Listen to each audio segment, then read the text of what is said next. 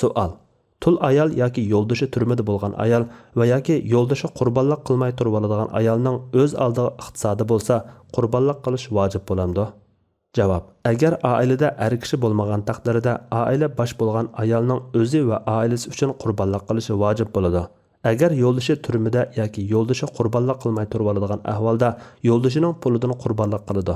Yo'ldoshining puli yo'q, ammo ayolning iqtisodi bo'lsa, ayolning o'zi va oilasi uchun qurbonlik qilishi vojib bo'ladi. Buni eriga bildirishi yoki eridan ruxsat so'rab qilish kerak emas. Rasululloh sallallohu alayhi va sallam kimki qurbi yetadigan turuqli qurbonlik qilmaydi ekan, bizning namozgohimizga yaqin yo'limisin degan. Bu hadisda er ayol deb ayirmagan.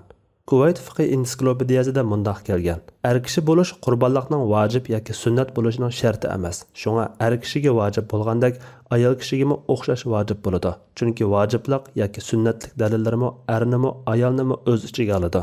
Imom Ibn Taymiya rahmatullohi alayhi aytadi: yetim bolaga qarata yetim bolaning mol-mulkidan qurbonlik sotib qurbonlik qiladi. Yo'ldoshi ijozat qilmagan taqdirdami, ayoli erining pulidan qurbonlik qilish uchun pul oladi. Qarzdor kishi qarzni hozirla to'lash kerak bo'lmagan ahvolda qurbonlik qiladi. Keyin qaytara oladigan bo'lsa, qarz olib turib qurbonlik qiladi. Imom yana keyin qaytara oladigan bo'lsa, qarz olib turib qurbonlik qilsa yaxshi, lekin undaq qilish vojib emas degan.